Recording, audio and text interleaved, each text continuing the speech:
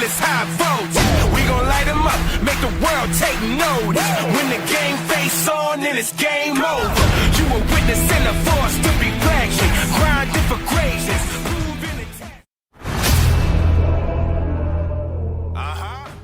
What's up, everybody? How's everybody been? It has been a long time since I've been able to get on here and come in here and chat with you guys about some baseball. Been coaching football, 7 under. It's been a blast. Just been coming home and pretty much falling asleep after that. Paul and I's schedules have been working out on Sundays, but we got to give ourselves a end of the season recap. A disastrous season, to say the least. I mean, coming into this season, the Orioles had high expectations from the fan base, from national pundits, you name it. A lot of people thought this team were going to make the playoffs, and, you know, free agency wasn't that great. Did they spend money? Yeah. Did they spend more than they did the previous season? Yeah, sure. They checked some boxes. Those boxes probably weren't the right ones to be checked. And it ended up in just an utter disaster of a season. Manager got fired, had to be close to one of a record amount of rookies making their debut. And I mean, they used the most amount of players in franchise history in one season. What was it, like 70 or something like that? Pretty close to a major league record, actually. Injuries upon injuries upon injuries again this year. Mainly, in the pitching staff again. The hitters couldn't even avoid it this year. Just the little things from top to bottom this year just went wrong with this team. And, I feel like Tony Mansolino came into a bad situation and made the best of it. I feel like the team played a little bit harder than they did under Brandon Hyde. Tony was dealt cards where they basically traded away all the best players on the roster. I shouldn't say the best, but traded away an abundance of talent out of the bullpen. And then Felix Bautista gets hurt, and then you trade, your leaders, so to say. And they still kept winning. Was it pretty? No, not by no means. It was not pretty whatsoever. But they found a way to win, and I thought that was going to be a positive going into 2026 is while they were still struggling, and when I say they, I'm talking about the core. The core struggled the whole season. But to find a way to win while struggling and knowing that the best of the best wasn't in the back end of that bullpen, I think is something you can build off of at this point, because now I'd like to think that these guys are battle tested, and I like to think that now they have seen the lowest of the lows, which probably many of them haven't experienced in their career. But the optimism in me is saying that this was a good thing for them. Hopefully. We'll see. But things to build off this year. I mean, Cade Stroud came up, and I thought Cade Stroud threw the ball exceptionally well, given his circumstance, and how they used him in the bullpen and whatnot. Was he flawless by any means? No. But I feel like for a rookie making his debut, I felt like his outings were very well. Samuel Basallo came up and hit 165 through 109 at-bats. On paper, that doesn't look good, right? But Sam drove in game-winning RBIs a couple times, one being, fluke hit, but who cares, right?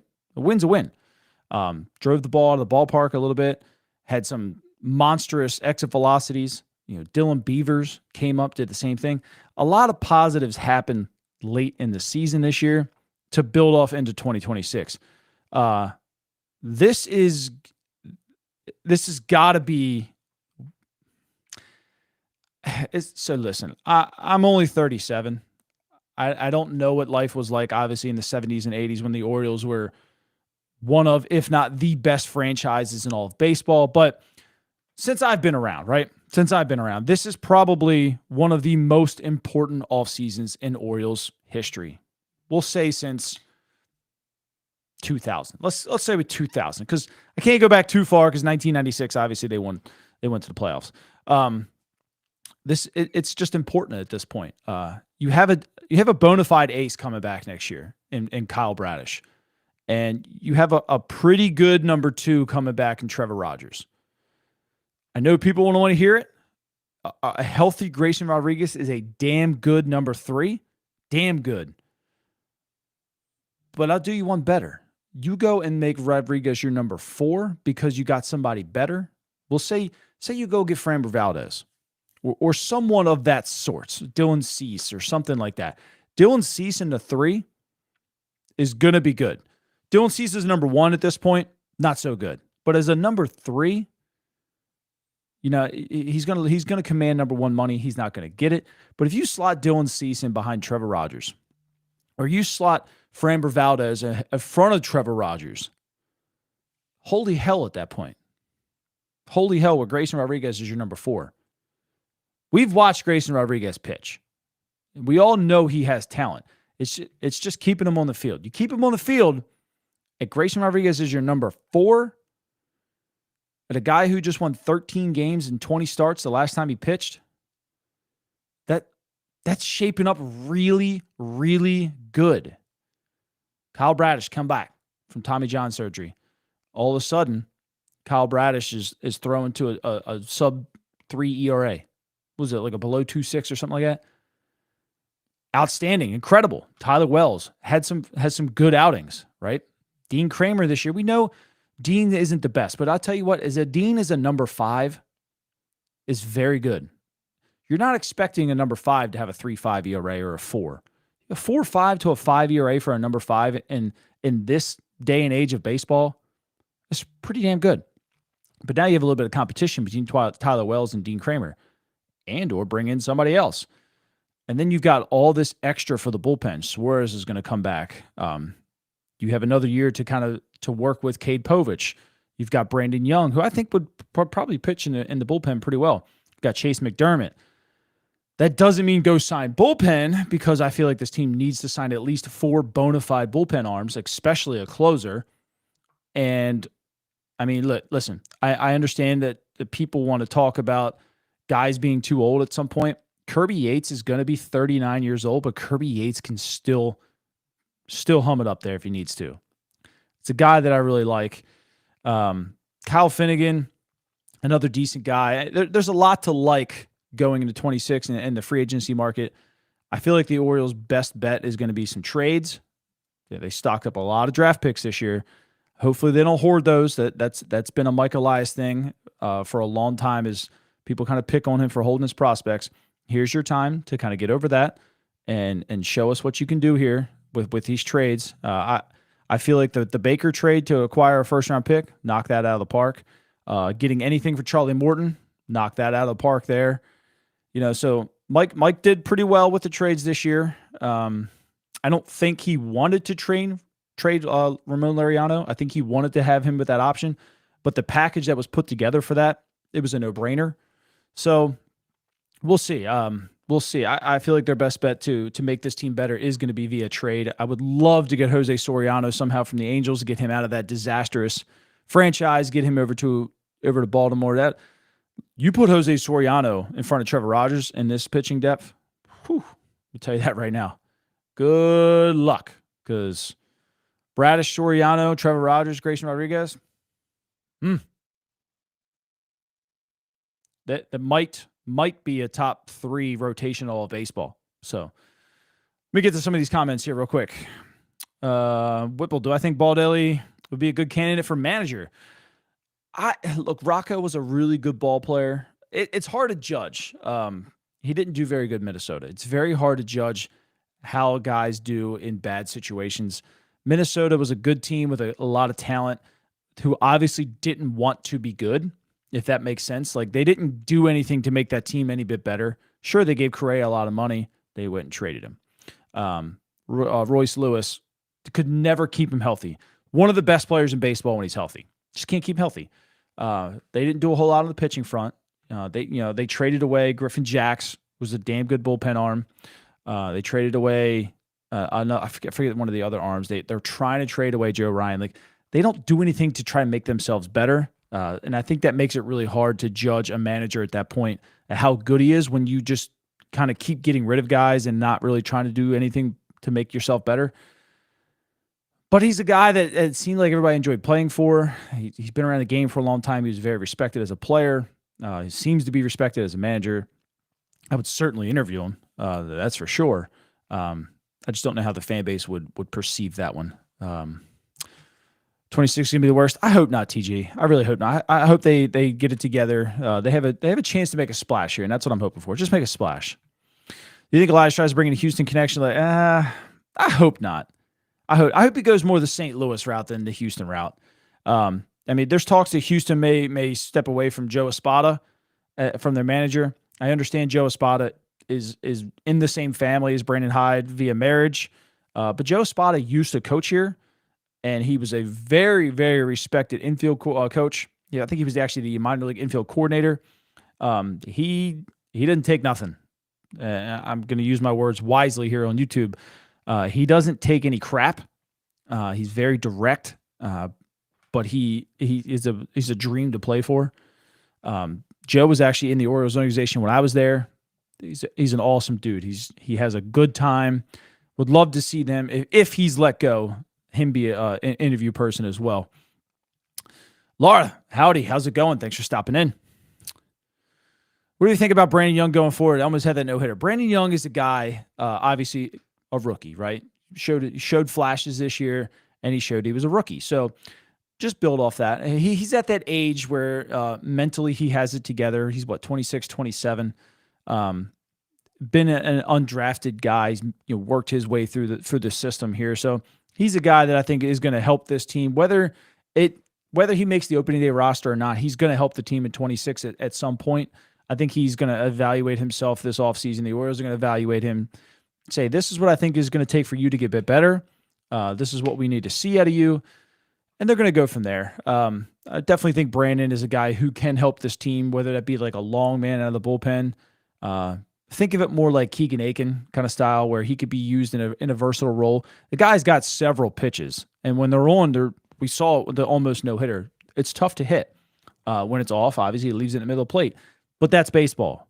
Like that's a guy learning how to pitch, through the days that he doesn't have his best stuff. And it's very hard to do as a rookie. Not everybody's Paul Skeens, obviously. Very hard to do. But he's a guy that I think can definitely help this team. Bruce Bochy, I think people started to see that, Adit. He's getting old, man. How old is he now? I think he's 73 or something? 70. Yeah. So, I mean, at that point, I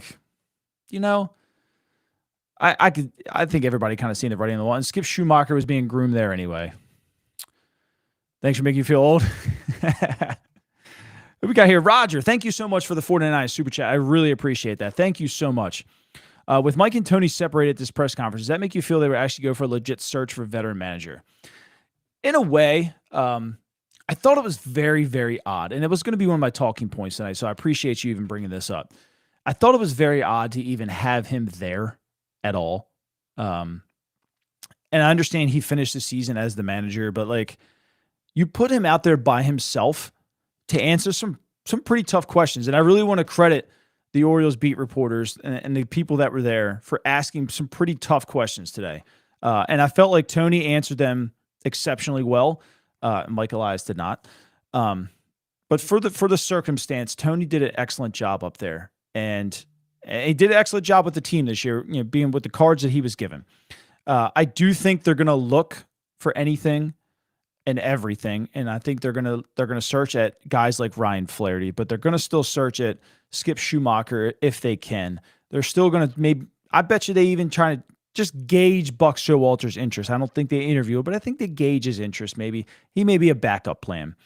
They're gonna turn over a lot, and I'm excited for it. Hopefully, I thought the whole GM thing. Maybe not hiring a GM this offseason. I thought that is kind of odd, but we'll see where that goes. I don't know. But yeah, I definitely think they look for a veteran manager there. I don't know if Bob Melvin is the answer. He was let go today. I mean, the guy's got a career below 500 winning percentage. Good dude to play for, but, it's just, what has he done lately? San Francisco was a really good spot. They just didn't. I mean, they had a really good pitching staff and just didn't do a whole lot. So I don't know. We'll see. But thank you again for the $4.99 super chat. I really appreciate that. And if you guys are, look, I know I don't have a ton to offer but memberships on YouTube help me kind of keep this thing to going. Right now, Laura Top Life is one of my only members right now, and I'm super appreciative of her. It does help me keep the channel going. Kyle Bradish, UCL is made of elastic bands, paper clips, and chewed gum. That's okay. If you get me through 2026 and make the playoffs and it holds itself together, I don't care. I don't care if it's made of paper mache. Whatever. Don't be coming in here being negative because you're a Red Sox fan, Drew. Sign Alonso, trade Holiday, Detroit for Scoot. Nah, that would never happen. Detroit would never let go of Scootball at this point. I really don't think that was ever even an option. A lot of these reporters were saying, oh, they could trade Holiday for Detroit. Detroit wasn't that dumb. They weren't moving that kind of a quality, that quality of an arm. And if they would have, that GM should have been fired on the spot for even entertaining those phone calls. Should have been fired on the spot. Honestly, look, good on Boston for landing Crochet. The White Sox person should have also been fired for making that trade. Like you don't get rid of that kind of left-handed talent. You just don't. You find a way to extend them and surround it with talent as fast as possible. It's not like the White Sox are short of any kind of cash. They got a lot of cash. They could have did that. You fire that GM immediately for making that kind of trade. It wasn't good enough. But sign Alonso, yes, fully on that. Mayo, I don't think is going to be on this team. I think he's a guy they're going to move for pitching. He has the most value, right? Ryan Mountcastle probably makes the most sense, but Kobe Mayo brings back the most value. Ryan Mountcastle's not going to bring you a number 3 or 4 starter, a Joe Ryan or maybe a Jose Soriano as a headline of that package. Kobe Mayo does. Now, Kobe Mayo goes out to the LA Angels and hits 45 home runs a year. I could care less because they're not going to make the playoffs. But if you land me Jose Soriano, again, I don't care if Kobe Mayo becomes a Hall of Fame player, right? If Soriano comes here and wins 15 games a year in the 2-hole and pitches to a sub 3.5 ERA, don't care. We're at that kind of level now where they need to start kind of parting because not everybody's going to pan out. As you've seen so far, we have high expectations for this core, and they just haven't done what we expected. And we're propped up to believe as well. So we'll see. Skip Schumacher going to be the Rangers manager, already in the Rangers Orioles organization. Yeah. I mean, I think they were grooming him from the start. And if somehow Skip does leave, it would not shock me whatsoever to see Ryan Flaherty interview down in Texas either. I don't understand why Maddox doesn't interview for that head coaching position down there in Texas. He's beloved. He's done a very good job with their pitching staff. Although they've been hurt, still does a very good job with their pitching staff. So I think Mike Maddox would make a damn good manager. I don't know if he wants it or not, but I think they'll interview a lot of people as well. Bruce Bochy and Bob Melvin relieved their manager duties. I think they interview one both. Hopefully neither, to be completely honest with you. Again, Bob Melvin, under a career 500 winning percentage. Is he 70 as well? 63. So he's at least a little bit younger. Bob just seems like Bob is, to me, is like a mix of Buck Showalter and Brandon Hyde. Like that guy that just never moves off the dugout like Buck did. Obviously a good baseball mind, but just doesn't have that it factor to kind of to wow these younger players anymore like Brandon Hyde, if that makes sense. It's sad that I'm even comparing the two of these together, but I am. I just don't know if Bob has it anymore. He's been in several spots now, and he's struggled a little bit. I mean, he was from Oakland through all the way through 21, and then San Diego. He had a super team in San Diego, right? And then they didn't do anything. I mean, he had Juan Soto. How much they give a ton for all the pitching and stuff. I mean, it's just, so he's slightly above a 500 career. I'm sorry, I said that was wrong. But he's 16-23 in the postseason. So that's just tough for me. He's made it there a good bit of times, sure, but I mean, in San Francisco, he went 80-82 and 81-81. Can this team afford another 500 manager? I don't know. Bochy, if I'm Bruce Bochy, I'm buying a boat or a bigger boat and just relaxing. Yeah. Uh-oh. What happened here? I don't want to block this guy. There we go. I want Rocco, not going to lie. I like Rocco. I loved watching Rocco as a player. He'd be kind of fun. I would entertain that interview at least. Do I think they would get any kind of big league free agent or big time free agent, Alonso, Tucker, or Schwarber? I don't see Schwarber leaving Philly. Philly has a good GM. They're not going to let that happen. I think he inks probably, I don't know how old, I'm going to say he's 30. I think he inks an 8-year deal. They're going to keep him around there for a long time. Alonso, you're going to fight with, New York's going to try to re-sign him, but you're also going to fight with the Yankees. You don't know what Tristan Casas is coming back, so you're probably going to fight with Boston. Boston has shown they don't care, right? They're going to go out and spend some money regardless, and they'll figure the rest out later. So you're already fighting with two of the top teams in the AL. Seattle is losing Josh Naylor. They have a room open for a first baseman, and they're going pretty far into the playoffs. They're going to want to hopefully spend some money. So you're going to have to deal with potentially Seattle. Texas this year loves to spend money. I believe they have a first base spot open or could be upgraded. You're really going to have to overpay. And I've seen some people suggest that Alonso's contract could be north of $6 for $175, which is about 29, almost 30 a year. I think that's comfortable in the Orioles range. The Orioles are going to have to overpay. They're going to have to overpay. They're going to have to give out a bad contract to land a Kyle Tucker or Pete Alonso, because you have to fight with so many other teams. And I think the fan base has to be prepared for that. It's going to be a Chris Davis type contract where it's probably going to be bad, but we're going to have to live with that because they don't have the pedigree right now to land a Pete Alonso or a Kyle Tucker over the Dodgers or the Yankees or the Red Sox or the Rangers or something like that. They have to go above and beyond. They have to. Do I think they should? Yeah, because eventually you have to change the mindset of these free agent players, and you have to change the mindset of the big time agents and Scott Boris's and stuff like that. So do you overpay for Pete? Maybe, but Pete is older. He's north of 30 now. He's slow. Defense isn't all that great. Would it make sense? I don't know. He did hit 309 this year with runners in scoring position with 87 RBIs. That's probably better than 3 of our best players combined on the Orioles this year. They do need a veteran in the middle of that lineup. Any one of those 3 would be perfect for that. But I think the money, I think realistically, Alonso and Tucker are probably your only 2 targets. Like I said, I don't think Schwarber leaves. But then it comes down to why I like Pete more. 1 is the runners in scoring position thing. 2 is health. But Tucker's great too. It's going to cost you probably $400-500 million. But then again, you're back in the spot where you have an all left-handed hitting outfield right now, because you're probably going to rotate Bieber's to left. You have Cowser in center, and then you got Tucker in right. And you got Tyler O'Neill, who could potentially be your 4th. Jeremiah Jackson potentially be your 5th, the 2 your right-handers. But it's just too many lefties, and Pete kind of fills that right-handed role. On top of, if you do move Mayo for pitching, you have that right-handed first baseman again. Then you can move Mountcastle for a bullpen arm or whatnot. Basayo can still play as the left-handed hitting first baseman or whatever they want to do. Pete makes the most sense. The contract is going to be terrible. Fans are going to have to be okay with that. I'll leave it at that. What we got here? Does Posey try to reunite with Bochy? Why not try? I don't know.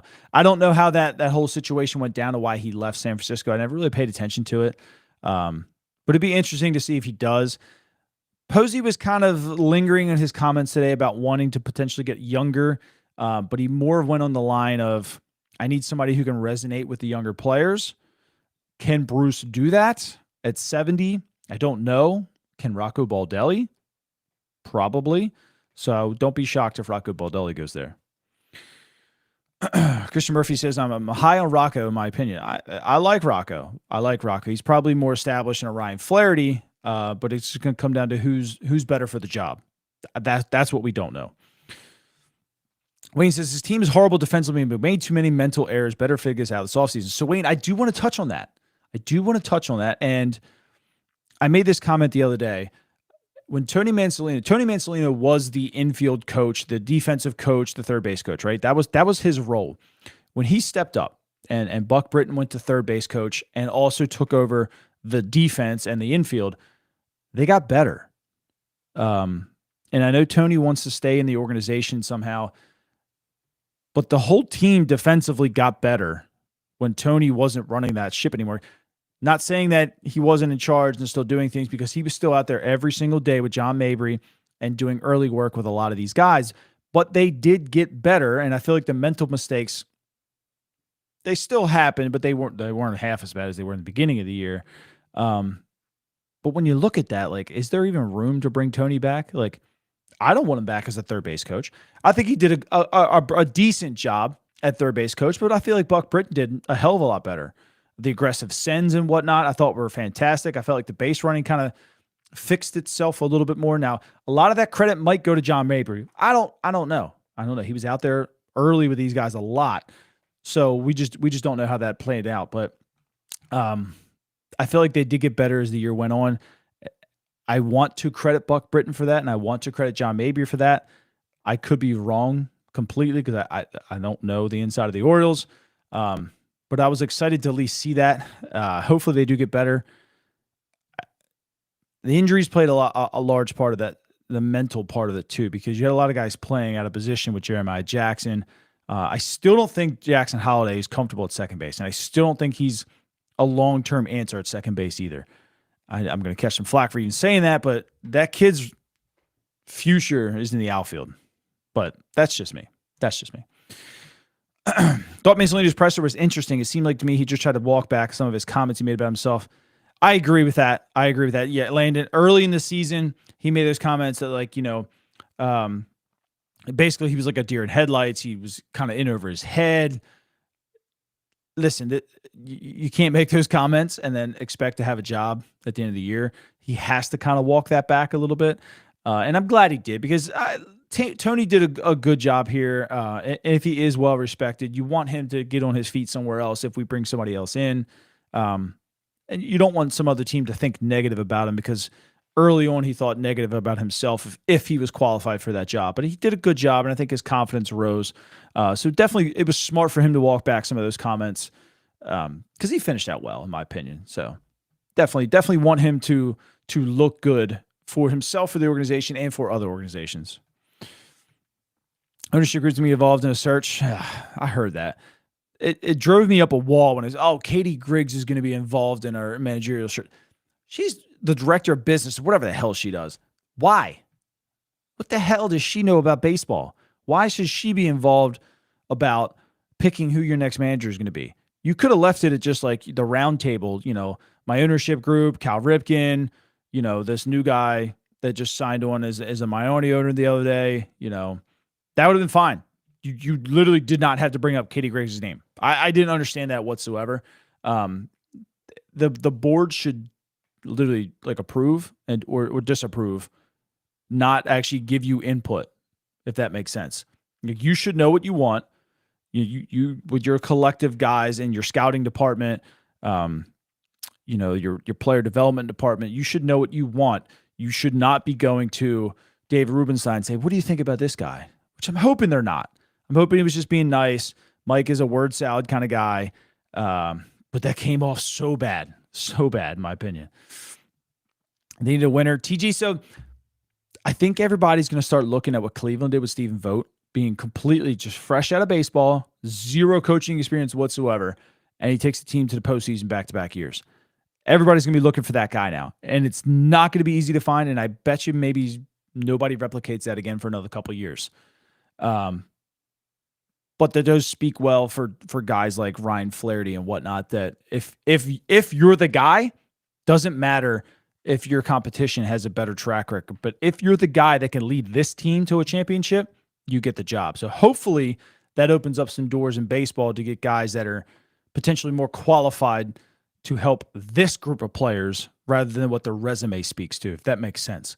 Because Buck Showalter's got a winning resume in his career, and he's a fantastic coach. But if Ryan Flaherty could get this team to win in the postseason, why wouldn't you just hire him over Buck Showalter? Because he's younger, he could probably interact with the players better. He understands what they're going through better than an older guy would. Like that's Hopefully Stephen Vogt opened up some doors for that. But I'm not saying don't go hire a veteran at that point. I'm just saying hopefully around baseball, these doors are opening for better coaches to get an opportunity. Early in the years, especially, he was unsure, but he could do the job today. Yes. He walked that back for sure. I'm glad he did, again, because he was not only speaking to the Orioles organization in that interview, he's also speaking to 29 other teams for a job. So it's good he did. I was a lot higher on the Orioles next year until Elias spoke today. I think that's fair. Elias is really terrible, in my opinion, at speaking publicly. The whole GM word salad thing drives me up a wall. Do it for 5 months. Feels more. Yes. Yep. Yeah. Definitely more confident. Being in front of the reporters every single night, speaking in front of a microphone every single night. It's not easy, but he definitely did do a good job at it. Can't afford Screwball. They're going to find a way. Detroit has been a team for years that has pushed out some pretty giant contracts. I don't see them letting him walk whatsoever.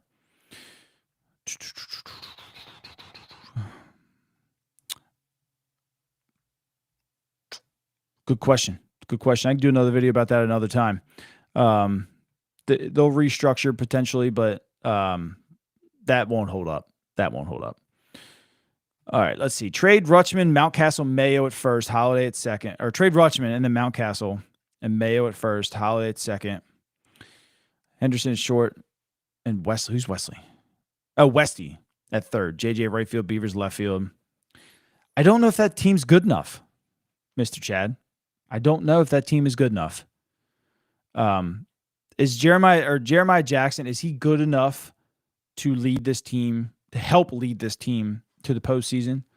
Had a great year, but where's the veteran leadership there when things go south? Who protects Gunnar Henderson at this point? What happens when Kobe Mayo hits around 200 again?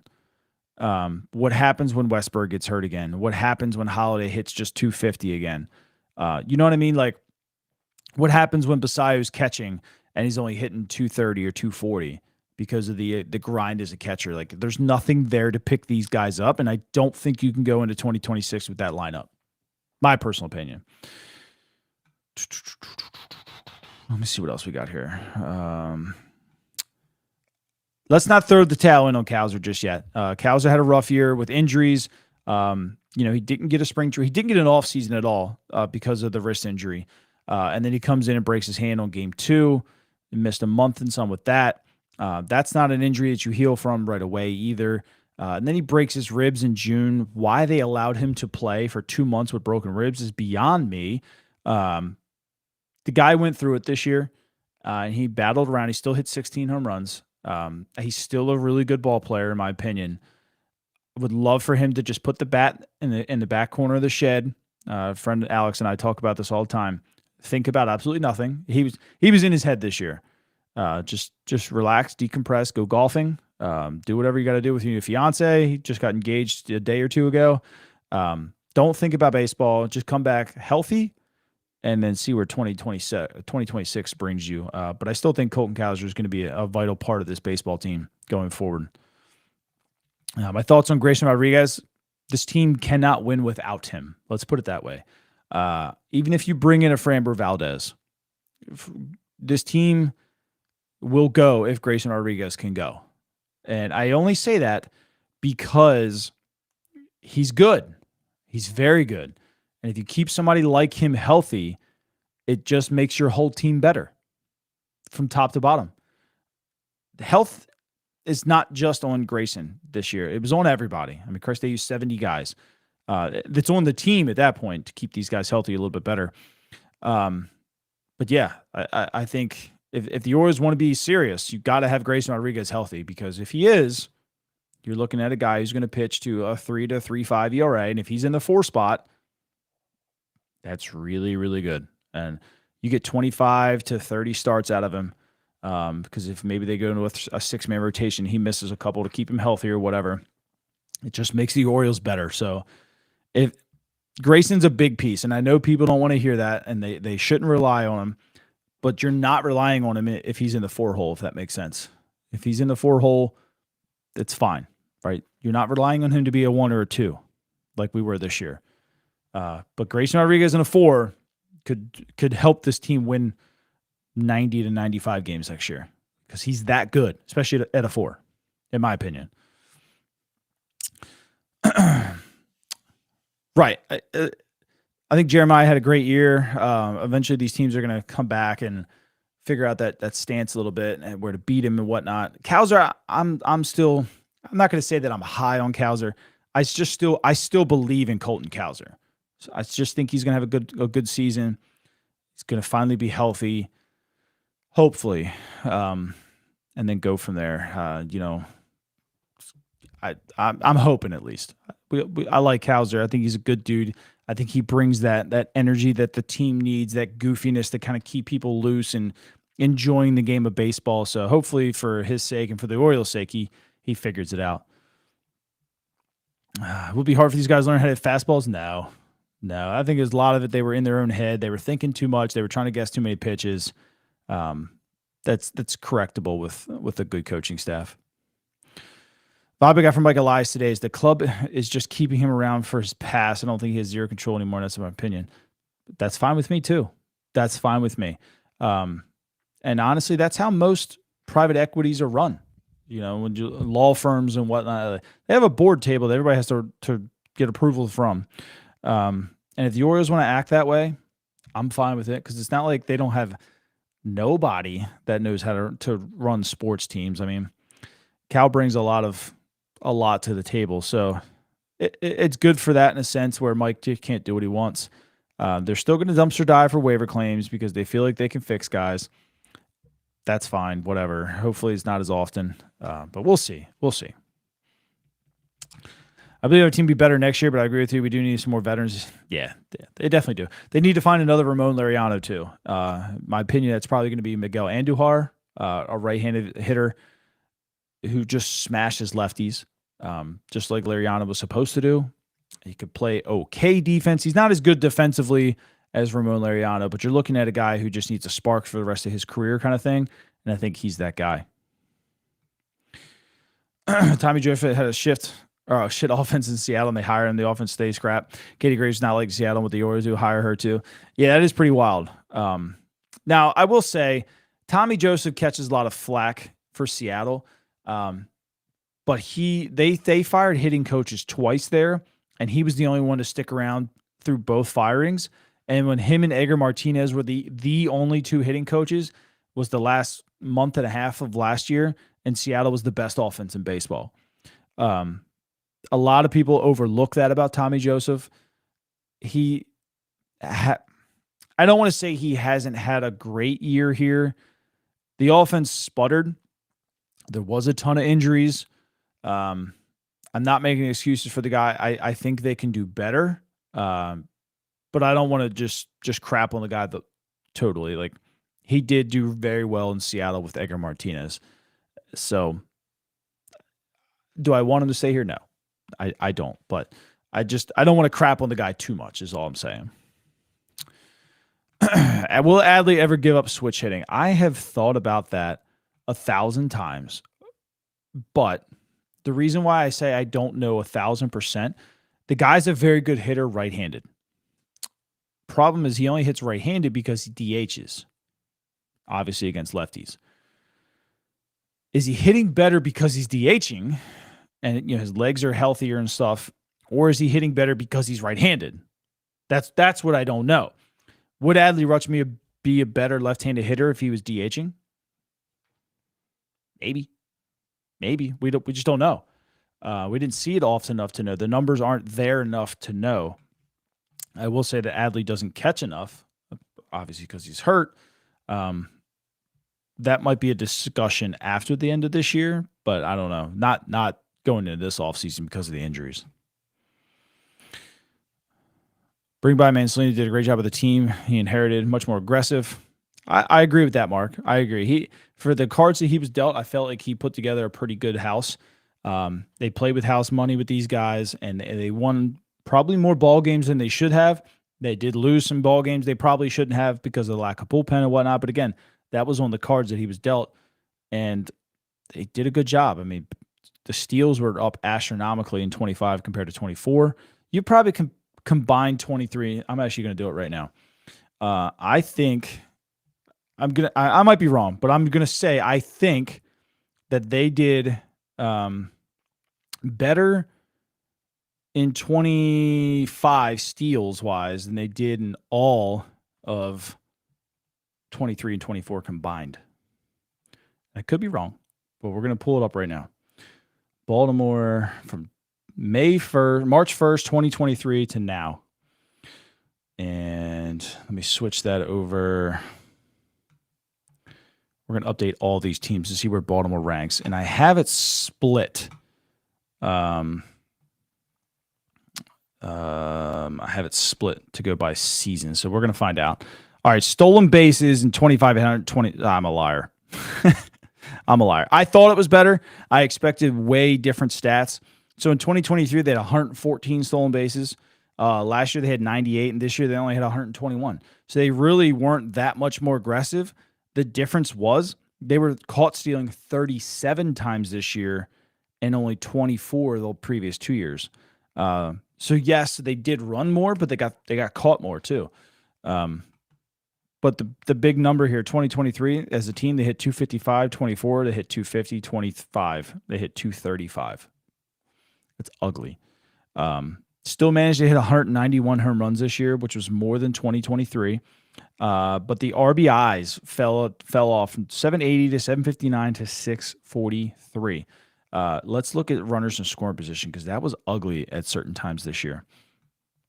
Runners in scoring position in 2023. Load a little bit faster, please.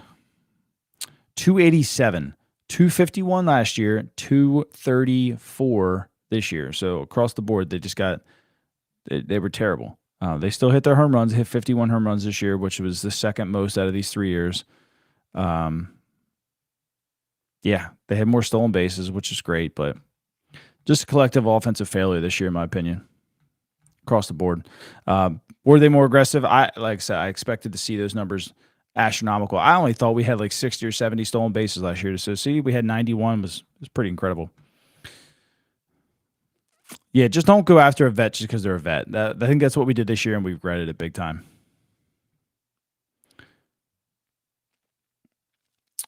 Why? They don't feel like the team responded to them well enough. The Rocco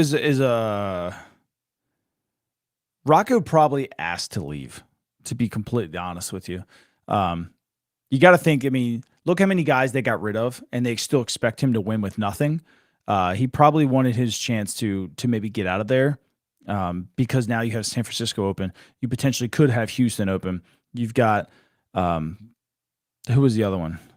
Texas. Like, those are good landing spots for him. They're teams that aren't afraid to spend money, and they're good baseball clubs already with good farm systems. Like, he probably just looked at the situation and just said, I'm done. Like, just let me get out of here. How do I feel about it? I think it sucks because this team had playoff aspirations, and this is what we kind of went back to was being the first overall pick again. Like, it sucks. It sucks. And I hope do I want the first overall pick? Sure, because you're getting hopefully a good player. In my heart, it tells me that I hope they don't get it as a spite to how this season went. I want to rub it in the face of that. I don't want the number 1 overall pick. I'll take the 5th or 6th pick. Do I want the better player? Sure. But I want the team to be better immediately. I don't want to suck to try and get that first overall pick kind of thing. Not that I think they did, but that's just how I feel about it. Strength and conditioning training staff needs to be fired. Clearly, the physical well-being isn't maintained properly. I think they work out too hard, Mike. I think they, like Tyler O'Neill, that dude's built like a freaking linebacker. Why? You're playing baseball, dude. You're playing baseball. Look at guys like Nick Markakis in his career. Now, outside of being hit by pitches and stuff like that, Nick stayed healthy. Was Nick built like an absolute brick crap house? No. He was built like a baseball player. He was just toned. He was in shape. He didn't have tree trunks for legs that were the size of, the rear end of each leg of a normal human being. Like, they're working out too hard, man.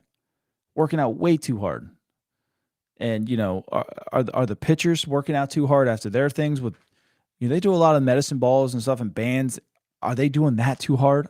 I don't know, but I'm with it. Clearly something isn't right because the injuries were just terrible this year. And they're a hard thing to overcome. Like when Westberg goes down, I would say most people say that Westberg was the leader of this ball club, right? And when Westberg goes down, how do you replace that? I mean, they tried with Ramon Urias, they tried with Jorge Mateo before he got hurt. They had to do it with Jeremiah Jackson.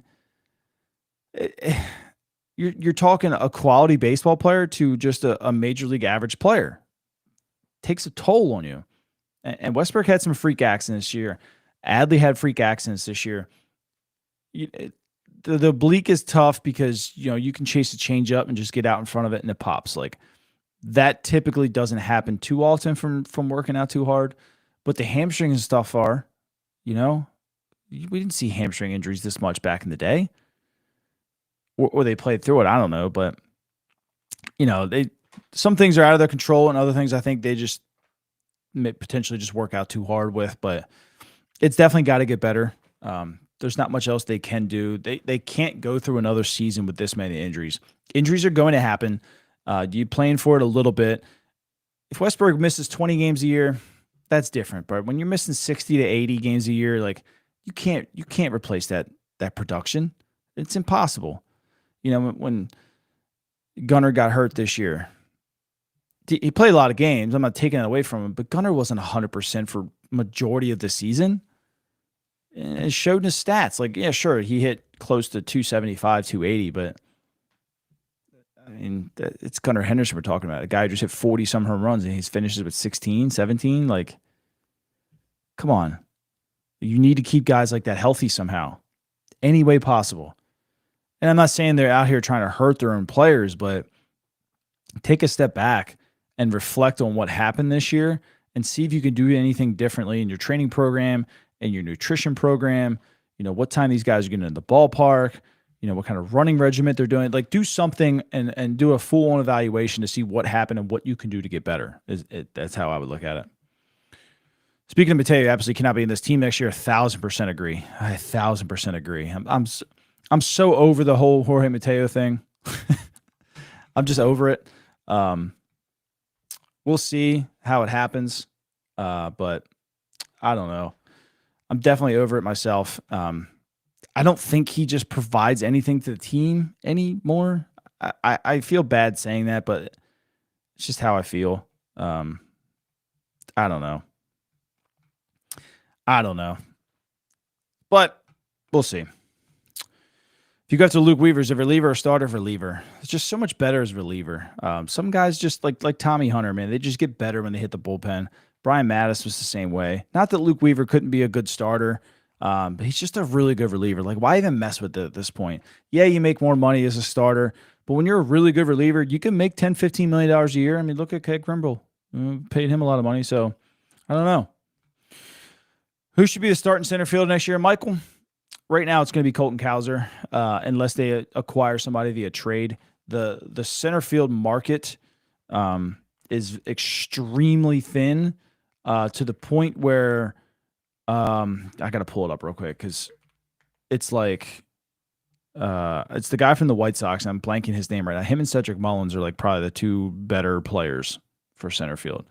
And I know people love Seti for his time here. We're past that.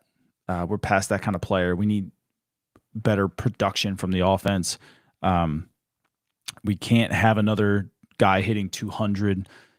Yes, he may hit 20 home runs, but like we're past that. Luis Robert, yes, thank you, Chris. Luis Robert and Seti are the two top guys.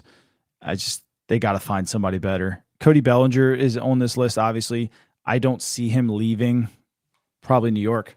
If they do, I just don't think it's just not smart baseball for them to do that.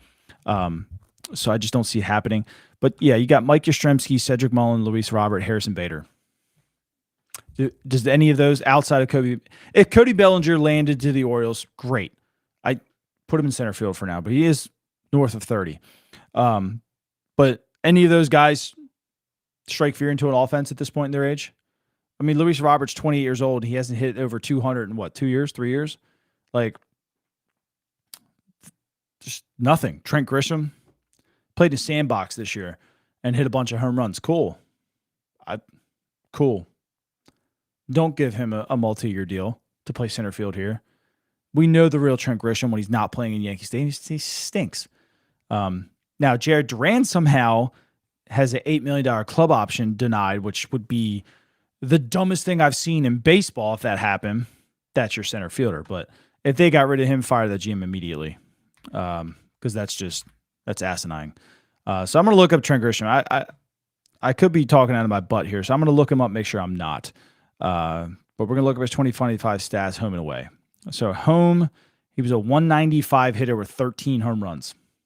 195 in a sandbox with 13 home runs, 23 RBIs. So I could be talking to my butt. I'm talking to my butt here. So he's a 269 hitter on the road with 21 home runs. Wow. Why? You're playing in a sandbox and you can't hit there? Is the New York media and the pressure too much for you? But no, don't sign Trent Grisham.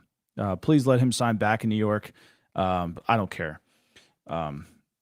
Yeah, let somebody dumb go do that. That's fine with me. Do you think we go after any kind of Japan players? I hope they go after that big DH dude or the pitcher. Either one of them. He's a flamethrower. They're young. They usually don't get posted this young, so it's kind of cool that they are. But please go after one of them. And it's good that they hung on to Sagano all year and they treated him really good because now you have that pipeline. Adam Jones still has that pipeline there. So hopefully, I mean, it's prevalent in today's baseball. You have to have international players to compete. Sagano started off pretty good, got tired. I mean, it's going to happen with his age and coming over here. But you got to get in the international market because hopefully they do. Because I forget the big third baseman's name, but the dude hits tanks. The pitching they got a couple good arms that are coming out. They're a little bit younger, some bullpen arms, some starters. Try to get one of them. So hopefully. Hey, I'd do that. Look, Duran's 20 years old. He's electrifying. He's a top of the order bat. He can still go out and go get him. Still has a good arm. He can play left field if you need to.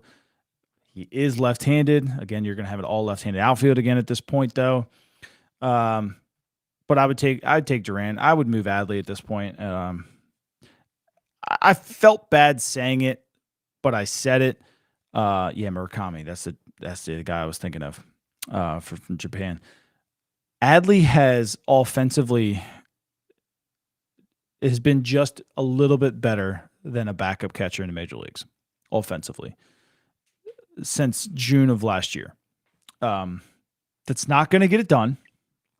And it's scary at this point that we've gotten to that point. Now, does a healthy Adley Rutschman get better? Probably. I say that because you're looking at a guy prior to this hand injury, then now all of a sudden they're finally saying, yeah, that did happen. It was hitting 293 with 15 home runs in the first half of 2024. Has that hand injury, and then it was just abysmal. And apparently today they said something about he also had a back injury too. So at least now they're starting to admit some of these things that Brandon Hyde for the longest time was saying wasn't true. Now that it is. I had a rough season this year, with the obliques, trying some different things. A healthy Adley Rutschman is okay. But the Adley Rutschman we've had, I mean, we're looking at 9 months of baseball here. The last 3 of 2024 and 6 of 2025, he was hurt.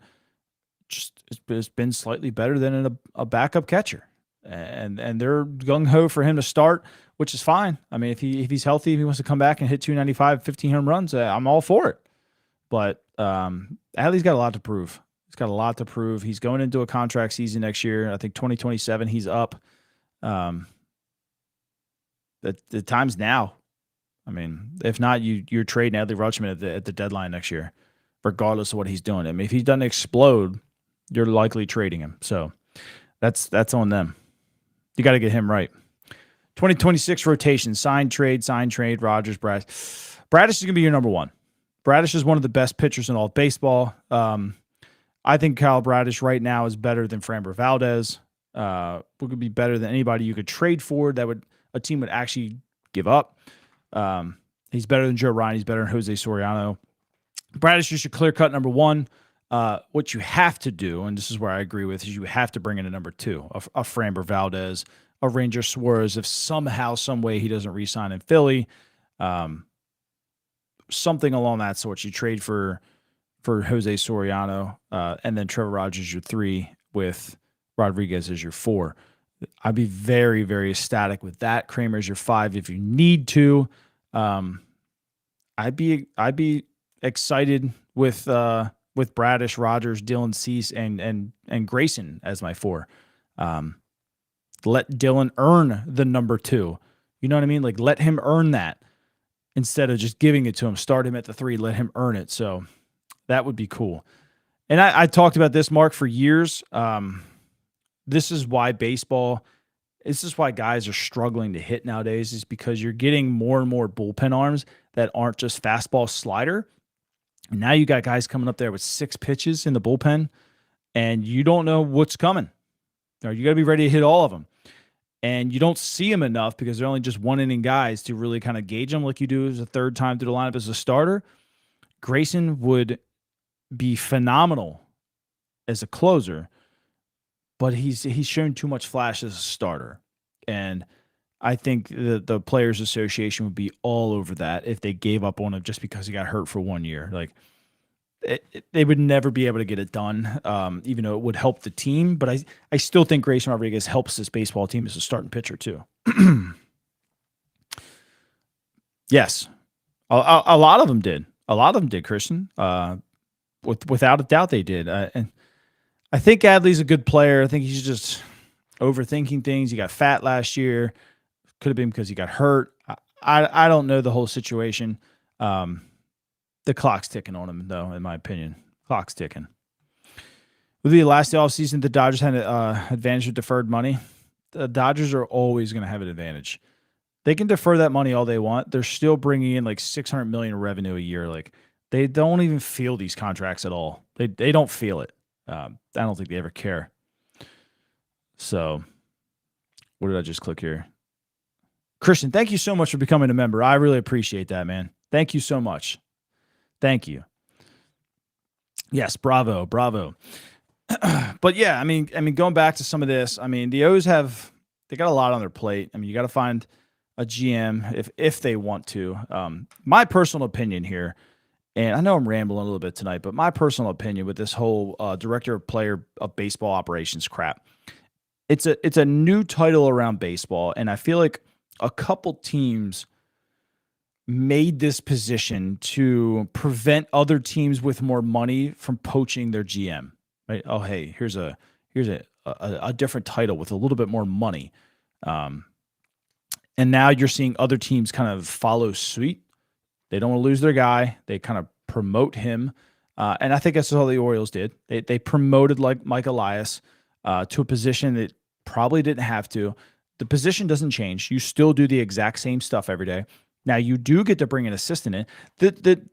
So basically all you're doing now is you're promoting your assistant GM to GM. Everybody still does the same things over and over. Mike Elias' day-to-day likely doesn't change. What he has the ability to do, now is he going to do it? That I don't know. So the Orioles block anybody from signing Mike Elias, right? They promote him. Mike gets to pick a guy if he wants to. He could say, the major league team is yours. Build it, make it great, run the waiver wire. I'll focus on the international players. I'll focus on the draft because I'm very good at it. Will he do that? I don't know. That's how they should treat that, but they won't. Probably not. Excuse me. That's how I would treat it. But we'll see. We'll see. It's kind of like a fake position. your job duties don't change, in my opinion. Your assistant GM now just gets to make a little bit more money and do a couple different things. Top two Baltimore. I appreciate that. I have 3 kids. I coach baseball. I coach football. I don't get a whole lot of time to do this all the time. So I try to do it when I can. And but I appreciate every one of your guys' support. It's something I enjoy doing. I love talking baseball, and I love different. I'm in a Discord chat with Adeet and Sean Whipple and some other guys, and we talk baseball all day long. And I love it. Is Ned Rice a sneaky candidate for a GM position? It could be. He could be. This is where we're going to find out really quick. One, does Mike Elias still have full control to do whatever he wants, like we thought? We read, not thought, but like we read in that report that came out last offseason. And 2, where is he taking this franchise? Because now he can't miss. And I think that's why he said today that it might not be this offseason. It might be next. Could be this offseason. It could not be. I think he knows he has to nail this, and it can't just be a guy that's going to fall in line with him anymore. I think he's going to change his approach. I think he's going to change the organizational philosophy a little bit. I would love to see somebody who differs his opinion on things, not because I think Mike is always wrong. I think if you have 2 different people with 2 different mindsets that could collectively bring it into one mind overall, that's the best of both worlds, and you get the best possible baseball team. Mike could say, I like this guy's numbers. His analytics are pointing to this, this, and this. And a GM with a different mindset could say, I agree with you, but this, and this player here does this, and this, and his analytics are slightly a little bit different, right? So now you're not just picking one guy like Gary Sanchez and Tyler O'Neill at the winter meetings last year, and you were all ecstatic about it. So now you got a second person who is going to not agree with that opinion, and then you find the better player overall. That's what I'm hoping for. Again, we're going to find out how much control Mike Elias has based on who he hires or who he's told to hire. That I don't know. But that's just what I would love to see. If Ned Rice is a guy that can agree with Mike on certain stances and then push back a little bit and then still want the old school baseball guy, I think we're in a good spot. If Ned's that guy, hire him. I don't want it to be Sig. I don't want it to be Adam Jones or something. Not that these guys are bad by any means or anything. I want a different of opinion instead of somebody that's just going to fall in line and say yes, if that makes sense. I just don't like Elias's, and if we don't get a GM, means we're not looking at puppet next year. Personally, can't watch that. Could be. The team needs a little bit of consistency, and that's the only thing I would think I would slightly agree with Mansolino on. I mean, since 2023, they fired their pitching coaches since they were pretty good. I don't know if fire was potentially the right word, but they let him go. Drew French comes in, and then we get 2 new hitting coaches at the end of, or 3 or 4, however many, at the end of 2024. And then in 2025, you get a new manager. And then all of a sudden you bring in John Mabry too. Like, there's been zero consistency for this team at all, especially for some of these young guys. I mean, Tim Costens is also gone, so the catchers had somebody different. So they're going to have to find a way to be consistent somewhere. And it could be why that Mike Elias is still here too. Instead of having to relearn a whole new hitting philosophy, a whole new approach, stuff like that, they just tweak it. That's what I hope, at least. I don't know, though. I mean, like I said, it goes back to how much control does Mike still have, and we're going to find out pretty quick, honestly. Pretty quick. One playoff game, and it starts with that. It's a good goal for this team right now. I've been to every playoff game that we've lost so far at home. It's been devastating. Devastating. Go in there all pumped up, screaming loud, and then you could just feel it right away. It was just going to be one of those days that they just weren't going to score. sat right in section 25, first row, every game since 2022 or 2023. It was demoralizing at times, and freezing the one time. God, I was freezing my ass off. But yeah, they just got to find a way to win one, get the monkey off their back, and then go from there. Does Mike have an override veto powers? I don't think he does anymore, Laura. I don't. Chad Kendrick, who's been in the chat a little bit, him and I text a good bit. I think things changed this year after Brandon Hyde, and it was a wake-up call for Elias. And I don't think Elias made that call to fire Brandon. I think it was, I'm letting go of Brandon, and this is your warning, because a lot of things in this organization changed after that, and it wasn't just the big league team. I had made tweets and videos about the minor league team and how they were horrible with the whip and the walks and stuff like that. And then all of a sudden after that, everything changed. They went from one of the worst teams with walks in all the minors in their divisions to one of the best. So it's a lot of things changed that publicly probably weren't talked about. I think Mike lost a lot of power this year, a lot. We're going to find out, again, who they hire for this GM position, and some of the free agents that they sign this year, how much power he really has. You think Trino stays and Magic comes in? I think so. I think he's earned himself a good spot. The Orioles were decimated the catching position this year, and the games that these guys came in and caught, I felt like they all did very well.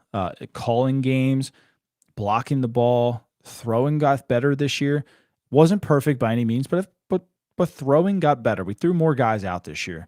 I thought Basayo looked very good behind the plate. So, and it's good to keep a Latin coach around as well who can interact and talk with not only just bullpen arms but the catchers too and stuff, and get everybody on the same page. Because if you have somebody in there that doesn't really know how to speak Spanish, sure you have interpreters, but that the human to human connection without having to go through an interpreter is just so much better. And Robbie checks all those boxes, and he did a great job this year. I would definitely keep him. Oh crap, we have memberships now, Joe. We do. We have memberships now. We have Laura was my first one, and then Christian was my second one today. Very appreciative of these guys. Mike is good at AAA, and it stops there. Potentially. I mean, a lot of those guys he's gotten to AAA have come up and performed decent, and some of them haven't. But I mean, that's baseball. As bad as Mountie was this year, anyone who's run out of town, I would extend him and trade Mayo. I'm with you. Mayo worked his butt off this year and got a lot better at first base defensively. Not to the point where I would just kick rocks on Mountie. I love Mountie. Mountie's a great guy. He's a veteran. Yes, his home run totals are down. I get that aspect of it. But Ryan Mountcastle had a solid season. And I'm going to pull his numbers up here just to confirm. Was very good in runners in scoring position this year. Across the board had a good season. Hit 250, not the greatest, 7 home runs. That's not acceptable. 35 RBIs. That's not acceptable. But granted, he only played 88 games. I mean, you're looking at a 15, 20 home run pace, but is that acceptable to play first base in this league? No. But so he did worse than I thought this year in runners in scoring position. He was up high. Well, he was around 300 at one point. He finished at 215. 0 home runs, 24 RBIs though. So 24 of his 35 RBIs came at runners in score position. So that's good. He's had a down year with that. His last 3 calendar years. So in 22, he hit 280, or that doesn't really count. 23 hit 298 runners in scoring position. Last year he was 288. Then this year 215. But granted, so this is the thing with Mountcastle. He hasn't played more than 90 games in the last 3 calendar years. Played 87, 89, and 71. Oh, wait a minute. I lied. That was the runners in score position. Don't listen to that. Played 115, 124, 88. 115, I don't think that's acceptable enough. 88 is certainly not acceptable enough. So I see why people want to get rid of Mountcastle. I'm not personally ready to do it unless he just fetches me a pretty decent bullpen arm. He's 27. He's coming into his power years. Hopefully they get it fixed. because he's just a good dude. He's a goofy guy too that helps keep the team loose. But if they do have to go in a different direction, I do understand it a little bit. But Joe, don't worry about it, man. Don't worry about it. Some potentially, Mark, not all the time. Potentially. So there's guys. So look, if a new manager comes in, they say, and they start looking at stuff and say, you know what, Buck Britton did a pretty damn good job at third base last year. We're gonna head and keep him here. Or Drew French made chicken salad out of chicken crap. I don't want to cuss on YouTube. Maybe I'll keep him here. Like, they don't always bring in new guys. It really just depends. I would think probably Buck Britton and Trina's definitely stay. Now, would they get potentially a demotion? And what I mean by demotion is like, Trinos is probably maybe not the bench coach, but maybe just a major league coach. Probably still gets paid the same, but like, if the new manager gets tossed out of the game, Trinos wouldn't be the acting manager kind of thing. Still making the same kind of money, still in the dugout, still helping the team. I would see those two probably staying, just maybe in a different capacity kind of thing. Do I think Buck would want to come back? Why would he hit it at this age? He's made a lot of money. I don't think he's hurting for any kind of money. If he does come back, is it for money or is it because he just misses the game? Those are the questions that I would ask. Is his heart actually in it to win it kind of thing? I know that sounds corny to even say, but is he here just to collect a paycheck because he needs the money, or is he here because he thinks he can help these kids get better at baseball and win? If it's the latter, I'll accept him back. If he needs money, then please don't come back here. Give me somebody else. But I don't know. Does he want to come back? Seems like he misses baseball, but there's a lot of other things you can do to stay in the game to not manage. Like, he's a pretty decent broadcaster. I don't know why he doesn't get into that, but that's just me. What are we doing with Mountie? Can we really justify giving him $9 million? I mean, you gave Gary Sanchez 8. You know what I mean? Was it 8 or 10?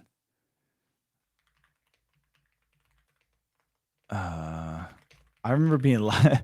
I remember being live about that and lost my mind. 8.5. So I mean, what's another $500,000 for Ryan Mountcastle? He's a better player. Could that money go elsewhere? Sure. But you could certainly justify it if you fix his power. If you fix the power. Would I trade those 3 guys? No, not those 3 guys. Now, if you found a way to like swap out Cowser for somebody else in the minor leagues that plays outfield that's not named Bradfield, maybe like maybe Vance Honeycutt. Now Mayo would probably see. You could probably get away with that trade with Mayo as a headliner or Adley as a headliner, but I don't think you need to have both. Now, if you wanted to do like Adley and Cowser straight up, I think they would probably take that because you're giving them 2 big league players at that point. Young Cowser being young and controllable for 4 or 5 more years. That's a different story than a prospect, but you could probably headline that with Mayo and a couple of prospects and get that done. There arguably could be a chance that Mayo and Mountie are gone if we sign Alonso. No. See, you only trade Mayo if you know you can sign Pete, and then you trade Mayo for pitching. If you can't sign Pete, obviously you stick with Mayo because he's younger and stuff like that. But unless he fetches you a top of the rotation arm, Sandy or Jose Soriano or something of that sorts. I'm not just trying to trade him just to trade him, though. Who's hurt? Yes, we do. 1,000% we do. I feel like we're going to try to get Chris Holt back. So Chris Holt is actually in the bullpen right now for the Red Sox. And now, while some of the guys in the Red Sox bullpen has pitched very well, collectively they've been pretty bad. I don't know if Chris Holt can bring that magic back here. It's a tough one.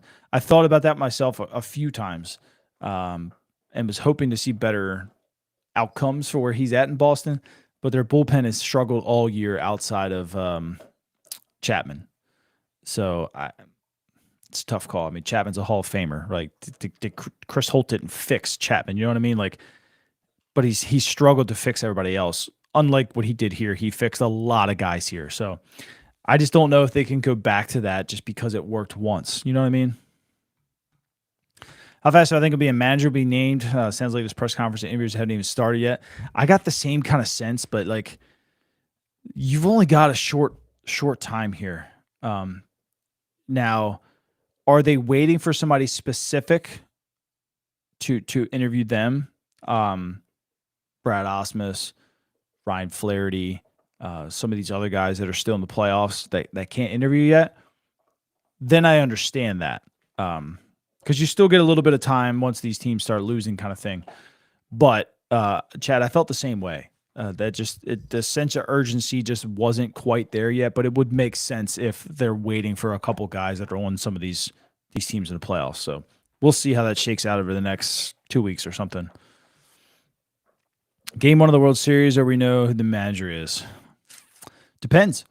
Like, what if they want to interview Ryan Flaherty? They interviewed anybody else and they like a guy, but they really want to see what Ryan brings to the table, and they wanted to wait it out, saying the Cubs may make it. Like, I don't think I would be too upset at that point unless you waited that long and then you missed out on the guy that you really wanted just because you were waiting for an interview.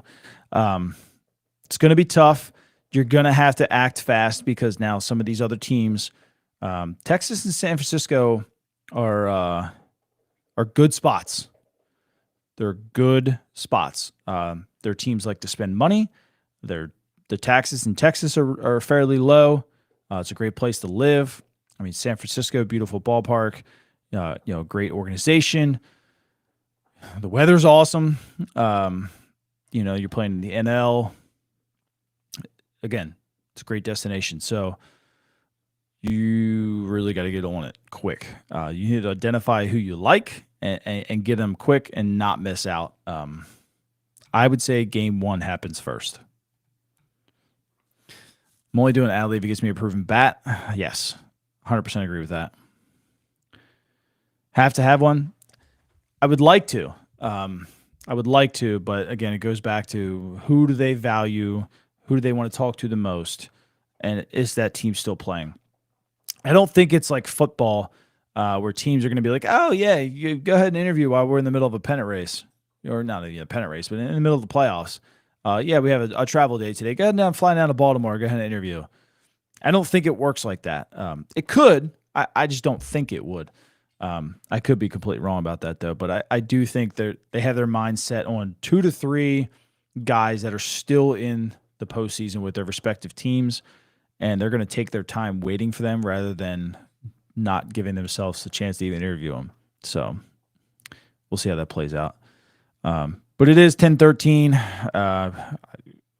Did not even realize I've been going live for an hour and 20 minutes already. I appreciate every single one of you that have stuck with me here all night and had a great conversation. It's been a long time. I had a lot of fun here tonight. I do have to get up 4 o'clock in the morning. And I'm dead tired already, but I will catch you guys again. We got a lot of content coming out this offseason. We're going to cover a lot of different things.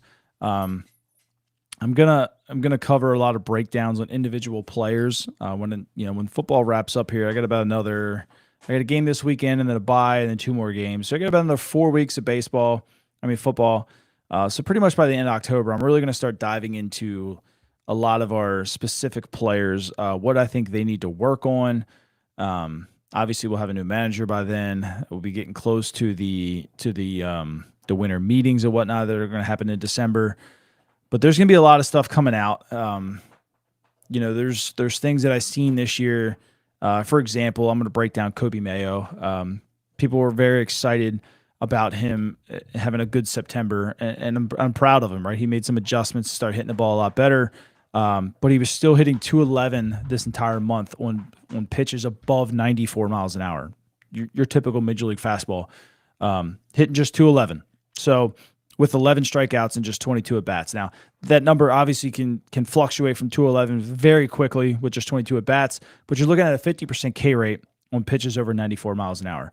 He was hitting 363 on pitches below 92. So he was hitting off speed very well, which is around the speed that you're going to see in AAA, which is why he was hitting so good.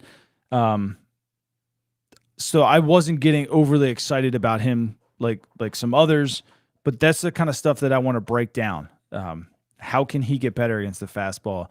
What in his swing do I see and stuff? So we're going to break that stuff down. We're going to break Cowser down a lot. Like I said before earlier in the show, I'm a big Cowser fan. I do think with a good, full, healthy offseason, he is going to come back and be a better player in 2026. But there's a lot to break down. I've seen a lot of different things from Jackson Holiday this year that I want to talk about with his stance. And we're just going to break it all down and just have fun with it this offseason. So when I get some more time, some of that stuff's going to start coming out in video form. But again, thank you to every one of you that stuck with me here tonight and had a good conversation. I appreciate it. And I love reading stuff like that. I appreciate you guys. So, but I will catch you later because it's late and I got to get up 4 o'clock, and I'm probably going to get into work late because I'm lazy.